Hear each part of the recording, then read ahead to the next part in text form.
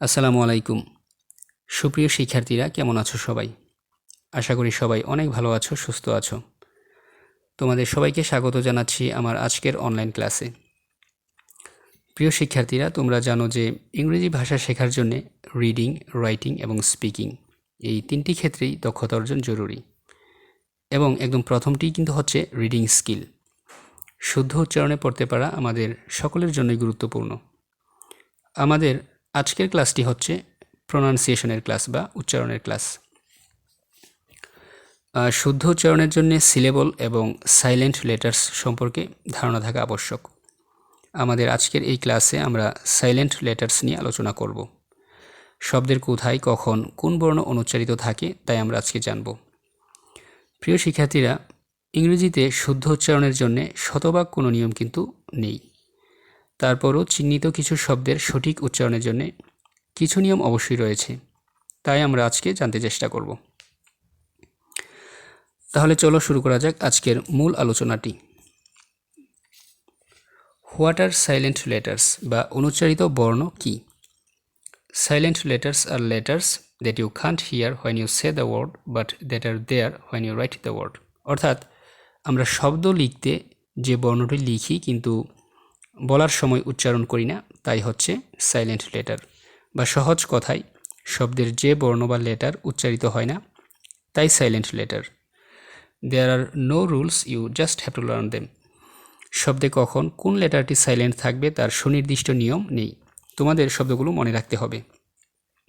Silent letters can prove a problem to students. শিক্ষার্থীদের কাছে silent letter একটি সমস্যা হয়ে দাঁড়াতে পারে। It's important to know what words have silent letters.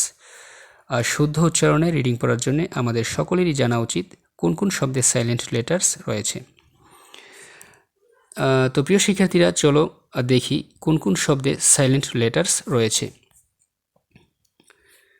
আমরা একদম প্রথম স্লাইডে দেখতে পাচ্ছি যে সাইলেন্ট বি। শব্দের শেষে বিটি ও এমবি থাকলে বি সাধারণত অনুচ্চারিত থাকে। তোমরা এখানে শব্দগুলোতে দেখতে পাচ্ছ ডেড, ডাউট, ক্রাম, dumb, numb, thumb, limb, plumber, tomb, lamb, climb, bomb, comb. তোমরা দেখতে পাচ্ছ যে এই স্লাইডে যে শব্দগুলো আছে প্রতিটি শব্দের শেষেই কিন্তু বিটি বা এমবি রয়েছে, তাই এই শব্দগুলোই বি এখানে সাইলেন্ট। আমরা দ্বিতীয় স্লাইডে যাব। এখানে বলা হচ্ছে হোয়েন ইজ এমবি প্রোনাউন্সড, অর্থাৎ বি ও এম একসাথে থাকলে কখন বি উচ্চারিত হবে। আমরা দেখেছি যে আমাদের পূর্ববর্তী স্লাইডে দেখেছি কখন এমবি ও এমটি থাকলে বি অনুচ্চারিত থাকে। তো এখানে বলা হচ্ছে যে এমবি এর শেষে এস, ইডি, আইএনজি, ইআর থাকলে বি অনুচ্চারিত থাকে, কিন্তু এম ও বি ভিন্ন ভিন্ন সিলেবলে থাকলে বি উচ্চারিত হয়। তোমরা একদম প্রথম কলামে যে শব্দগুলো দেখতে পাচ্ছ বমস, বমড, বমিং, বমার, এখানে প্রতিটি শব্দের শেষে এস, ইডি, আইএনজি, ইআর থাকায় বি এখানে সাইলেন্ট। কিন্তু দ্বিতীয় কলামে বম্বার্ড, কম্বাইন, ক্রাম্বল, ডাম্বো, এখানে এম ও বি ভিন্ন সিলেবলে অবস্থান করায় বি কিন্তু উচ্চারিত হয়েছে। আমরা পরবর্তী স্লাইডে দেখব সাইলেন্ট পি। শব্দের শুরুতে পিএস বা পিএন থাকলে এন অনুচ্চারিত থাকে, যেমন নিউমোনিয়া, সিউডোনিম, সাইকিয়াট্রিস্ট, সাম, খর্স, কু, কাবার্ড, রাসবেরি, রিসিট। তার পরবর্তী স্লাইডে আমরা যাব সাইলেন্ট কে। বাক্যের শুরুতে কে এন থাকলে এন অনুচ্চারিত থাকে, যেমন knee, kneel, knelt, know, knew, known, knowledge, knife, knight, knot, knit, knob, knock, knickers, knuckle, knack. এরপরই তোমরা দেখতে পাচ্ছ সাইলেন্ট জি। বাক্যের শুরু বা শেষে জি এন থাকলে জি সাধারণত অনুচ্চারিত থাকে, যেমন gnome, gnarl, campaign, reign, foreigner, diaphragm, sign, design, resign. প্রিয় শিক্ষার্থীরা, তোমরা এই স্লাইডে দেখতে পাচ্ছ when is GN pronounced. GN শব্দে থাকা সত্ত্বেও পাশাপাশি থাকা সত্ত্বেও কখন এন উচ্চারিত হবে।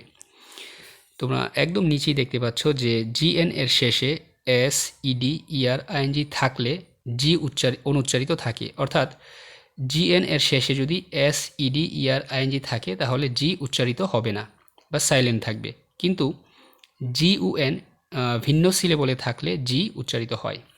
যেমন একদম প্রথম কলামে দেখতে পাচ্ছ সাইন্স, সাইন্ড, সাইনিং, সাইনার। এখানে প্রতিটি শব্দেই জি সাইলেন্ট। আবার দ্বিতীয় কলামে দেখতে পাচ্ছ সিগন্যাল, সিগনেচার, রেজিগনেশন। এখানে কিন্তু জিউএন ভিন্ন ভিন্ন সিলেবলে অবস্থান করছে, তাই এখানে জি উচ্চারিত হয়েছে। প্রিয় শিক্ষার্থীরা, এই স্লাইডে দেখতে পাচ্ছ যে সাইলেন্ট টি। এই শব্দগুলোর টি সবসময় অনুচ্চারিত বা সাইলেন্ট থাকে, কিন্তু এখানে টি সাইলেন্ট থাকার নির্দিষ্ট কোনো নিয়ম নেই, আমাদেরকে শব্দগুলো মনে রাখতে হবে। যেমন castle, whistle, which, watch, butcher, scratch, match, catch, kitchen, chestnut, Christmas, soften, often, fasten, listen, mortgage, mustn't. আমরা পরবর্তী স্লাইডে দেখব যে ফরাসি ভাষা হতে উৎপন্ন কিছু শব্দের টি সবসময় সাইলেন্ট থাকে এবং শব্দের শেষের পরপর 3টি কনসোনেন্ট সাউন্ডের মধ্যবর্তী টি অনুচ্চারিত থাকে। তোমরা একদম প্রথম কলামে দেখতে পাচ্ছ যে ফরাসি ভাষা হতে উৎপন্ন কিছু শব্দ যেমন বেলে, বুফে, শেলে, ক্রশে, গুরমে, ডিপো, ডিবার। এখানে প্রত্যেকটি শব্দের শেষের টি সাইলেন্ট। দ্বিতীয় কলামে দেখতে পাচ্ছ যে শব্দের একদম শেষে পরপর 3টি কনসোনেন্ট সাউন্ড রয়েছে, তাই মধ্যবর্তী টি এখানে সাইলেন্ট থাকবে, যেমন এক্স, ডাক্স, স্টুডেন্টস। প্রিয় শিক্ষার্থীরা, আমরা এই স্লাইডে দেখতে পাচ্ছি যে সাইলেন্ট ডি। এই শব্দগুলোর ডি সবসময় সাইলেন্ট থাকে, যেমন Wednesday, handkerchief, handsome, ma'am, edge, hedge, badge, wedge. আমরা পরবর্তী স্লাইডে যাব। তোমরা এখানে দেখতে পাচ্ছ সাইলেন্ট এইচ। এই শব্দগুলোর এইচ সবসময় সাইলেন্ট, যেমন gotu, ghost, air, honour, honest. প্রিয় শিক্ষার্থীরা, তোমরা এখানে দেখতে পাচ্ছ যে ডব্লিউএইচ ওয়ার্ডযুক্ত কিছু শব্দ। এই শব্দগুলো যদিও এখানে বলা হচ্ছে যে এখানে এইচ সাইলেন্ট থাকে, কিন্তু আমরা মিরিয়াম ওয়েবস্টার ডিকশনারি অনুযায়ী দেখেছি এখানে এইচ উচ্চারিত হয়। তো আমরা বলতে পারি what, when, where, why, which, while, weather. Actually এখানে ওয়েদার এই শব্দের ক্ষেত্রে এইচ সাধারণত সবসময় সাইলেন্ট থাকে, তো আমরা এটাকে আমরা বলতে পারি ওয়েদার। এবং হোয়াইট। তোমরা দ্বিতীয় কলামে দেখতে পাচ্ছ এই শব্দগুলোতে কিন্তু সবসময় এইচ সাইলেন্ট থাকে, যেমন rhythm, rhyme, Thomas, Teresa, Apara, হানা। প্রিয় শিক্ষার্থীরা, আমরা পরবর্তী স্লাইডে দেখতে পাচ্ছি যে সাইলেন্ট এল। এই শব্দগুলোর এল সবসময় সাইলেন্ট থাকে, যেমন calf, half, salve, balm, calm, palm, chalk, talk, walk, could, should, would, colonel, folk, yolk, Lincoln, almond, salmon. আমরা পরবর্তী স্লাইডে যাব। তোমরা এখানে দেখতে পাচ্ছ সাইলেন্ট এম, যেমন নেমোনিক। শব্দের শুরুতে এম ও এন একসাথে থাকলে সাধারণত এম সাইলেন্ট থাকে। আমরা পরবর্তী স্লাইডে যাব। তোমরা এখানে দেখতে পাচ্ছ সাইলেন্ট এন। এই শব্দগুলোতে সবসময় এন সাইলেন্ট থাকে, যেমন অটাম, হিম, ড্যাম, সলেম, কলাম। তোমরা এর পরবর্তী স্লাইডে দেখতে পাচ্ছ এখানে বলা হচ্ছে এম ও এন পাশাপাশি থাকলে কখন এন উচ্চারিত হবে। তোমরা একদম নিচে দেখতে পাচ্ছ যে এম এন এর শেষে কোন শব্দাংশ যেমন এস ইয়ার ইডি না থাকলে এন সাইলেন্ট থাকে, অর্থাৎ এম এন এর শেষে যদি এস ইয়ার ইডি থাকে তাহলে এন উচ্চারিত হবে, যদি না থাকে তাহলে এন সাইলেন্ট থাকবে। কিন্তু এম ও এন ভিন্ন সিলেবলে থাকলে এন উচ্চারিত হয়। তোমরা প্রথম কলামে দেখতে পাচ্ছ অটাম, হিম, সলেম, ড্যাম। প্রথম কলামের শব্দগুলোর শেষে যদি এস ইয়ার ইডি থাকতো তাহলে এন উচ্চারিত হতো।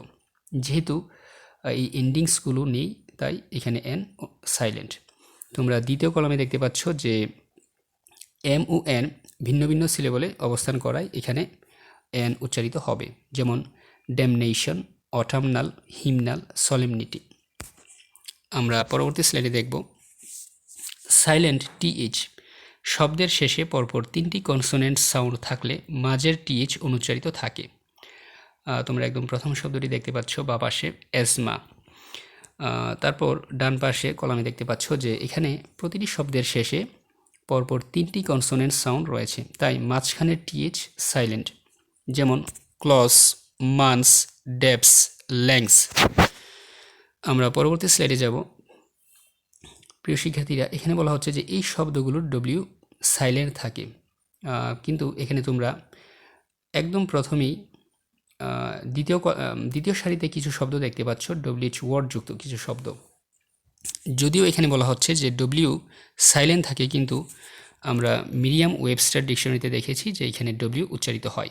তাহলে আমরা বলতে পারি answer, sword, toward, two, whole, who, whom, whose, write, wrote, written, writing, wrong, wrap, wrestle, wrist, wren, rack.